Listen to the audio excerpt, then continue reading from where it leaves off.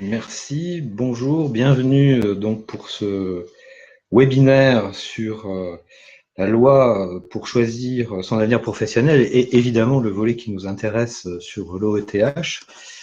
Je suis Hugues Defoy, donc le directeur mobilisation du monde économique et social, et je suis accompagné donc pour cette séquence par Pascaline Thuot. Bonjour. Qui est notre chef de projet sur le projet de transformation des OETH. On va y revenir puisque, évidemment, c'est un sujet qui nous intéresse et nous impacte fortement à la GFIP. Alors, cette loi pour la liberté de choisir son avenir professionnel, qu'on appelle désormais par son petit nom, donc la loi du 5 septembre 2018, ou plus familièrement encore dite avenir professionnel, elle a donc un volet qui porte sur l'obligation d'emploi des travailleurs handicapés et avec des modifications qui vont intervenir à partir du 1er janvier 2020. Alors sachant que d'ores et déjà, il y a un certain nombre d'éléments dont nous ne disposons pas aujourd'hui, puisqu'il y a des choses qui vont être fixées par décret. Et donc, la présentation d'aujourd'hui est un tour d'horizon global à partir, évidemment, des éléments qui sont connus. Le reste, donc, sera précisé par décret. Et les décrets, et ça, c'est une nouvelle de dernière minute, mais en tout cas, une précision qui nous a été apportée récemment. Les décrets sont prévus, non pas en tout début d'année, mais plutôt en mars 2019. Alors, il s'agit de simplifier la déclaration, on va y revenir. C'est toujours évidemment quelque chose d'un peu compliqué ou complexe, cette déclaration obligatoire de l'emploi des travailleurs handicapés que vous faites aujourd'hui donc auprès de l'AGFIP, et là aussi on va voir que ça va changer, et qui est fait, donc qui est réalisé à partir d'une déclaration ad hoc, et là on va voir aussi que ça va changer. Et puis vraiment en termes de philosophie de cette réforme, inciter davantage au déploiement de l'emploi direct, puisque c'est désormais l'emploi direct qui va être pris en compte, et on ne parlera d'ailleurs en matière de taux d'emploi que d'emploi direct. Aujourd'hui, on a deux taux, on a un taux d'emploi direct et un taux d'emploi indirect, en valorisant évidemment le recours à la sous-traitance. Demain, il s'agira de parler de l'emploi direct. Alors, en revanche, ce qui est maintenu, alors les missions de la GFIP, est toujours bien sûr présente dans le paysage. Alors ces missions ne changent pas sur le fond. On va voir que sur la déclaration obligatoire et sur le recouvrement de la collecte, évidemment, il y a des changements, mais la GFIP, en tant que fonds de développement de l'emploi des personnes handicapées, développant une offre avec des services, des prestations, des aides financières, mettant en œuvre donc l'ensemble de ces réponses sur le territoire, ça ne change pas. Le modèle global de contribution des employeurs tel qu'instauré par la loi de 87 ne change pas non plus, puisque nous sommes toujours sur un modèle incitatif et les contributions qui seront versées par les entreprises sont toujours calculées par rapport à ce qu'on appelle un écart à la cible, c'est-à-dire voilà, plus vous êtes loin du taux, plus cette contribution est importante et plus vous vous en rapprochez. Et quand vous le dépassez, évidemment, il n'y a plus de contribution. Et puis la compétence de la GFIP en matière de rescrit des OETH, ça ne change pas non plus. Alors le rescrit, pour faire simple, c'est vous vous adressez à la GFIP, vous posez une question à la GFIP sur l'obligation d'emploi, sur votre déclaration. Par exemple, la GFIP vous répond, et cette réponse, elle est opposable à l'administration si d'aventure, évidemment, l'administration venait vous interroger sur le sujet. C'est ce qu'on appelle le rescrit. Donc cette compétence en matière de rescrit, qui est aujourd'hui à la GFIP, elle reste demain toujours à la GFIP. La déclaration et le périmètre de l'OETH, l'obligation de déclaration pour tous les employeurs, y compris les moins de 20 salariés. Alors ça, effectivement, c'est une modification importante, puisque aujourd'hui, cette déclaration n'est effectuée que par les établissements de plus de 20 salariés, à partir de 20 salariés. Et demain, tous les établissements vont réaliser cette déclaration. Alors, ça présente un énorme avantage, c'est que, bien entendu, ça va nous permettre de disposer d'une bien meilleure visibilité sur la réalité de l'emploi des personnes handicapées en France, la nature des postes qui sont occupés, puisqu'aujourd'hui, cette photographie n'existe que sur le périmètre des établissements qui ont 20 salariés et plus. La déclaration via la déclaration sociale nominative, donc la DSN, donc là aussi, principe de simplification, évidemment, puisque vous n'aurez plus à faire une déclaration spécifique, puisque c'est embarqué dans la DSN, et le changement, c'est que c'est le même canal, hein, puisqu'il n'y a pas une partie qui irait à l'ACOS et une autre à la GFIP, tout va aller à l'ACOS, puisque c'est l'agence centrale des organismes de sécurité sociale qui est chargée de cette déclaration et donc de collecter l'ensemble des données sociales, dont tout ce qui touche à l'emploi des personnes handicapées. Alors un point très important également, et là aussi une source de changement, l'entreprise comme unité d'assujettissement. Vous le savez aujourd'hui, les déclarations qui sont effectuées, elles sont effectuées établissement par établissement. Et donc demain, on prendra l'effectif global de l'entreprise.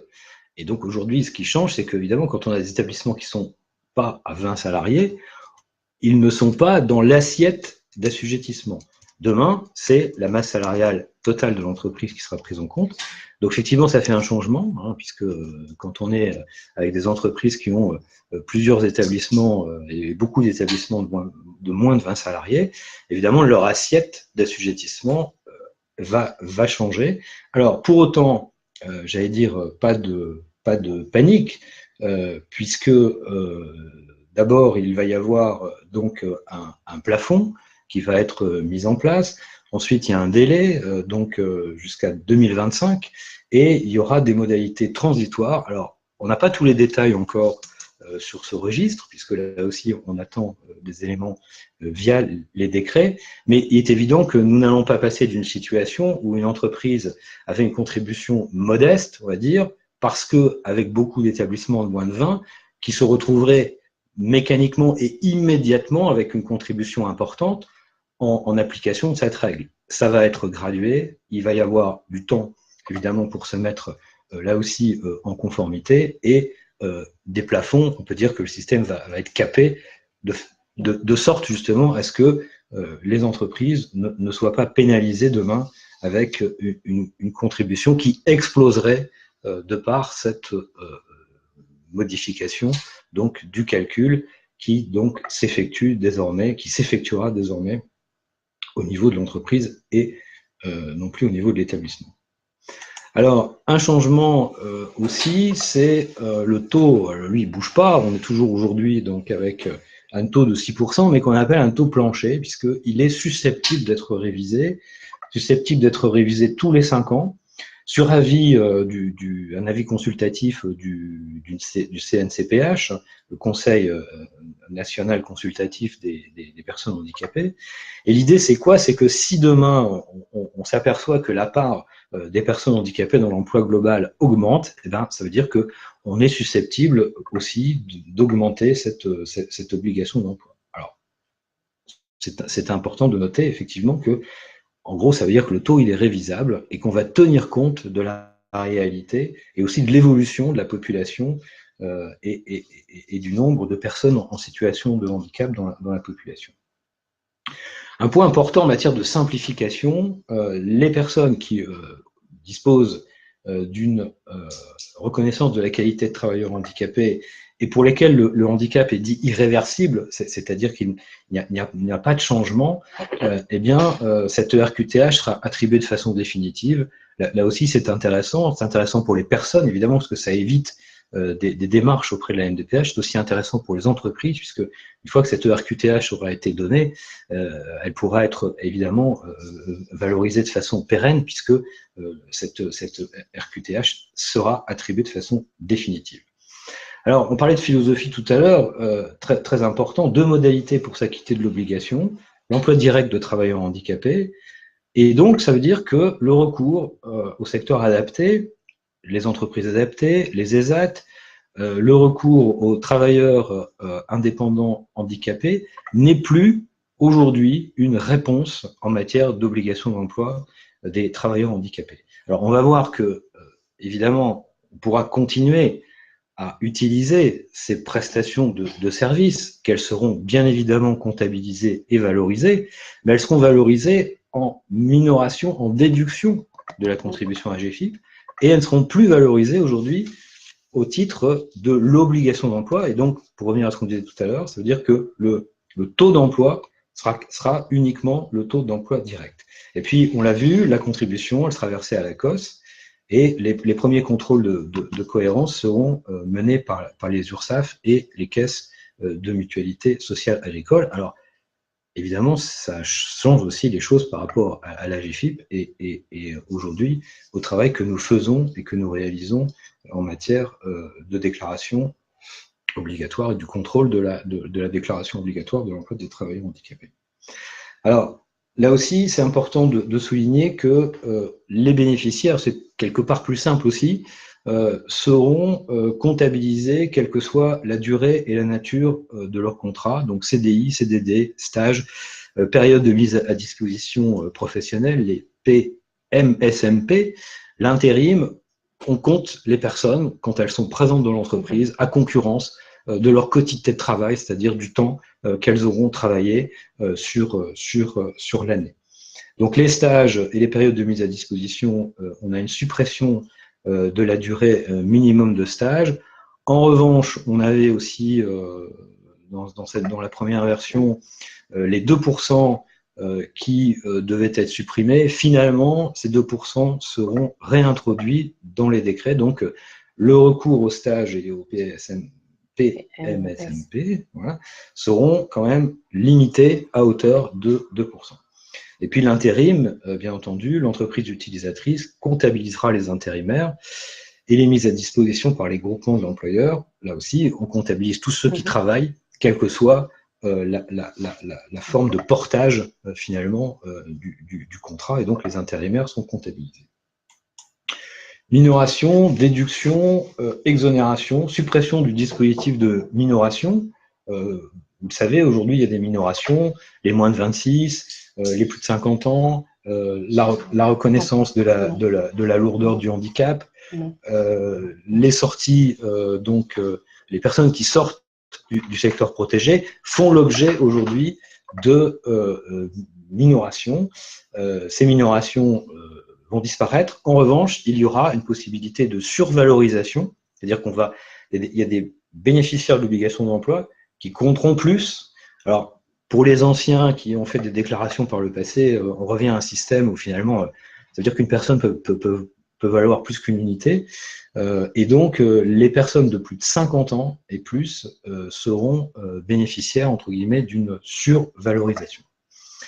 La révision de la liste des ECAP, là aussi, on attend les décrets. Il y a une négociation qui doit s'opérer pour revoir cette liste, qui est quand même peut-être un petit peu obsolète, et à terme, peut-être d'ailleurs pour la supprimer, puisque les branches professionnelles ont jusque juin 2019 pour se mettre d'accord finalement sur le périmètre de ces emplois à conditions et aptitudes particulières.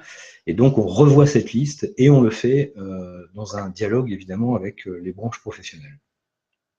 La révision de la liste des catégories des dépenses déductibles. Donc là aussi, aujourd'hui, on a 13 dépenses déductibles. Bon, ça, c'est un travail qui va être fait aussi, et on n'a pas encore la visibilité sur le point d'atterrissage, ça apparaîtra dans les décrets. La possibilité de déduire de la contribution le recours aux EA, ESAT et aux travailleurs indépendants, on l'a dit tout d'accord, ça veut dire qu'on ne les valorise plus dans l'obligation d'emploi. En revanche, on continue évidemment de pouvoir valoriser ça dans c'est une forme ça va venir en minoration du montant de la contribution à GFIP. Alors, un point important sur les accords, ça c'est un vrai changement, puisque on continue évidemment d'avoir la possibilité d'être exonéré de contribution via un accord. En revanche, cet accord, il sera conclu donc pour une durée de 3 ans maximum, et il sera renouvelable une fois. Et donc ça, c'est effectivement un changement, puisque aujourd'hui on pouvait renouveler les accords. Là, cette possibilité de renouvellement ne sera opérante qu'une fois, et donc ça fait que en 2026, tous les accords qui sont en cours aujourd'hui, évidemment, vont s'arrêter, et on ne pourra plus réaliser d'accords d'établissement, donc uniquement au niveau de l'entreprise, et on continuera évidemment d'avoir des accords au niveau des branches professionnelles. Alors, une nouveauté importante aussi, à partir, et c'est d'ailleurs une application là pour le coup quasi immédiate, puisque un référent handicap devra être nommé dans les entreprises qui ont au moins 250 salariés à partir du 1er janvier 2019. Alors c'est une disposition intéressante, hein, puisqu'évidemment des référents handicap à la GFIP, ça nous parle. Nous avons un réseau des référents handicap. Aujourd'hui, on a à peu près 1000 adhérents à ce réseau des référents qui est déployé sur l'ensemble du territoire national. Demain, évidemment, c'est quasiment 5000 nouveaux référents handicap qui surgissent, si je puis dire, dans le paysage, et nous aurons évidemment vocation à travailler avec ces nouveaux acteurs, à les animer, à les professionnaliser et à faire cette mise en réseau que nous faisons d'ores et déjà avec nos référents existants. Alors, difficile aujourd'hui de mesurer l'impact des nouvelles dispositions sur le montant des contributions, et quelque part, finalement, il y a une question aussi de modèle économique pour les fonds et pour la GFIP, puisque là, évidemment, on parle de l'emploi privé, puisqu'on aura la visibilité sur les impacts qu'à partir des décrets d'application, et donc, on le rappelle, ce sera plutôt, on avait dit début d'année, c'est plutôt le printemps que le début de l'année. Des mesures transitoires, comme on l'a dit, on ne passe pas tout d'un coup d'une situation A à une situation B sans temps d'adaptation et sans la capacité de s'organiser. Et par rapport à ce qu'il faut mettre en action et en mouvement, évidemment, la GFIP qui reste présente à vos côtés avec une nouvelle offre de conseils et d'accompagnement qui se déploie sur l'ensemble du territoire, qui concerne toutes les entreprises, quelle que soit leur taille, mais qui concerne aussi les branches, les fédérations professionnelles, c'est ce qu'on appelle donc le monde économique et social au sens large, et évidemment nous avons vocation à amplifier ce travail d'accompagnement, de conseil qui vise à construire des politiques d'emploi et qui vise aussi à être en appui des acteurs pour évidemment décliner l'ensemble des plans d'action qui seront réalisés dans ce cadre-là. Et puis, j'en parlais tout à l'heure, le réseau des référents handicap, évidemment, qui trouve là une actualité tout à fait évidente avec ces nouvelles dispositions de la loi. Voilà pour ce tour d'horizon. Il existe quelques outils d'ores et déjà accessibles, une vidéo de présentation de l'offre de services et des aides financières. Vous savez que nous avons une nouvelle offre qui a été mise en place au mois d'avril de cette année. Vous pouvez trouver ça évidemment sur le site internet de la GFIP, et puis bien sûr les outils sur la DOETH, puisque bon, en attendant le grand changement et la déclaration via la DSN, on continue de faire une déclaration obligatoire de l'emploi des travailleurs handicapés. Et puis sur le réseau des référents handicap, évidemment l'adresse mail que certains d'entre vous connaissent bien, entreprise@agfip.asso.fr. Voilà pour cette présentation générale. Évidemment, l'intérêt du webinaire, c'est que vous puissiez poser des questions en direct. Et donc, on va tenter, dans la mesure du possible, évidemment, parce qu'on n'a pas tous les éléments, encore une fois, de répondre à vos questions. Alors, effectivement, je vais essayer de me prêter au jeu. Je n'ai pas forcément toutes les réponses. Alors, sachez de toute façon que une des premières questions, c'était de savoir si vous aurez accès à ce support. Oui, le support sera diffusé. Alors, je vais essayer de répondre aux questions qui sont les plus posées, ou en tout cas qui reviennent régulièrement par rapport à la déclaration via la DSN, la question de savoir si elle sera mensuelle ou annuelle. Alors, la déclaration en DSN se fait mensuellement, aux alentours du 12-13 de chaque mois suivant. Tout ce qui relèvera de l'emploi direct, donc des salariés handicapés, se fera au mois le mois.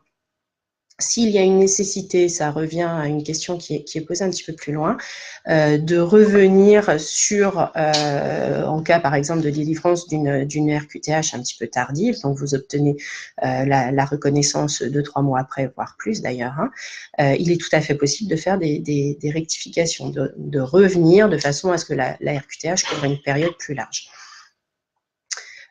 Donc, les salariés bénéficiaires de l'obligation d'emploi seront déclarés mensuellement avec une possibilité de rectifier et de revenir en arrière.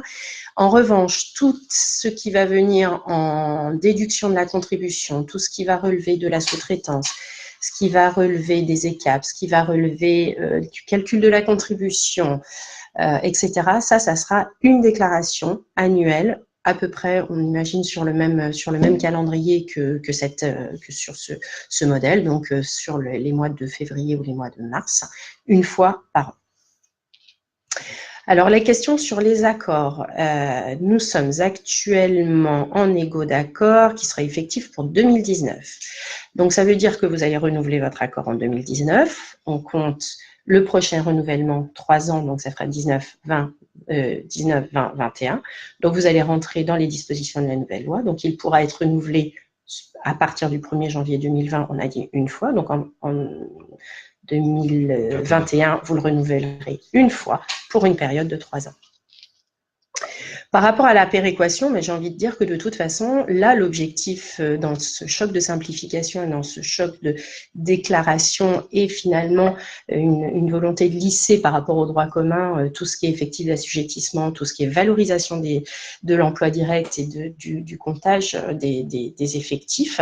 On va arriver sur un niveau d'assujettissement au même titre que le droit commun. Donc, il n'y aura plus de système de péréquation, etc. Ou en tout cas, ça va gommer ce système dans la mesure où on sera vraiment sur une déclaration au niveau entreprise.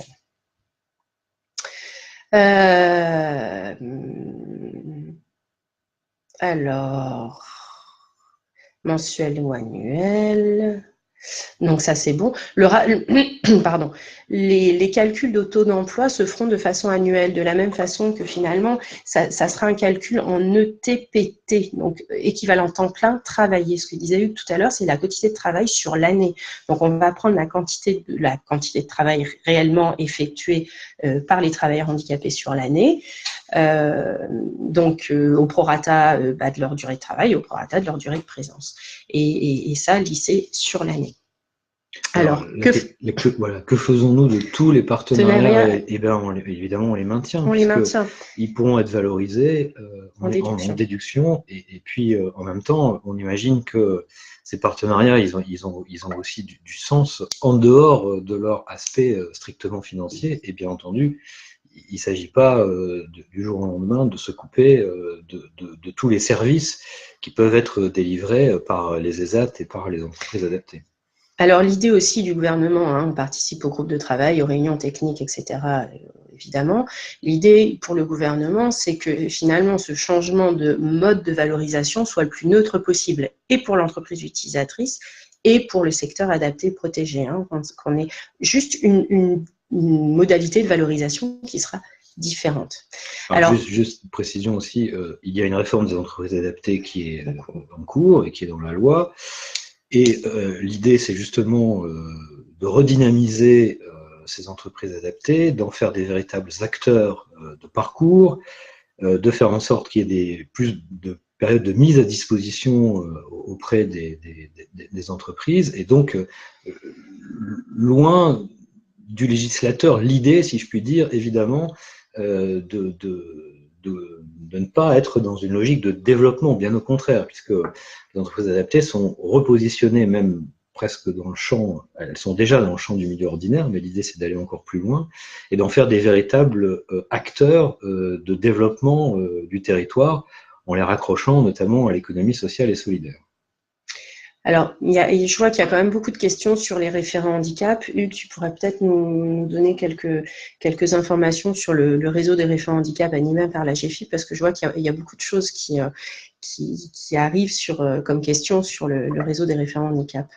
Alors, des référents handicap tout court d'ailleurs.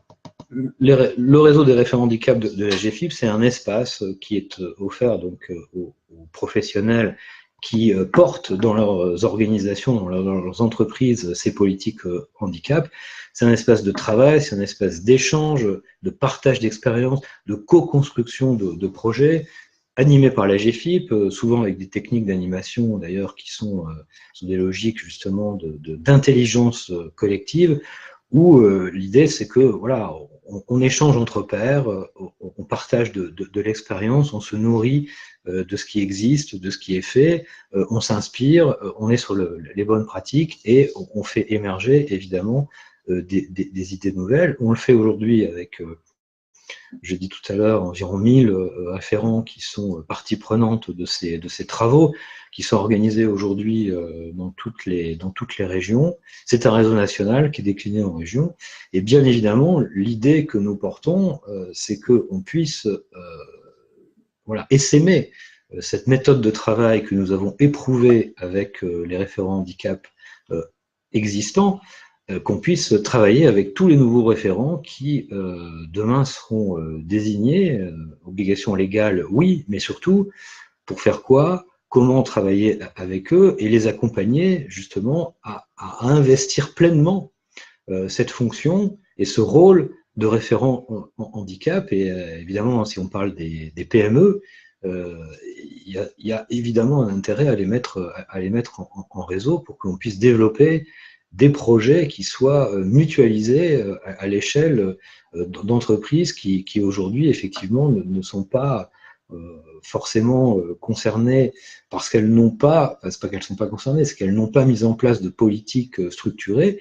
Et donc la GFIP souhaite évidemment saisir cette opportunité de la nomination de ces référents pour construire des actions, des plans d'action avec l'ensemble de ces acteurs. Merci. Alors, si je vois d'autres questions là défiler, par rapport au franchissement de seuil, alors ça, c'est une excellente question et c'est une question qui n'est pas traitée dans le cadre de la loi Avenir Pro, mais qui l'est actuellement, enfin, vis-à-vis de la loi Pacte, dans le cadre de la loi Pacte. Les seuils de franchissement, enfin le franchissement de seuil et les durées du coup d'exonération vont être augmentés non plus à 3 ans, mais à 5 ans. Et en cas de redescente du seuil en dessous de 20, le délai ne sera plus suspensif, mais les compteurs seront remis à zéro. Donc ça va permettre aussi, c'est vraiment la volonté et la philosophie de la loi Pacte, c'est de laisser un petit peu d'air aux plus petites entreprises.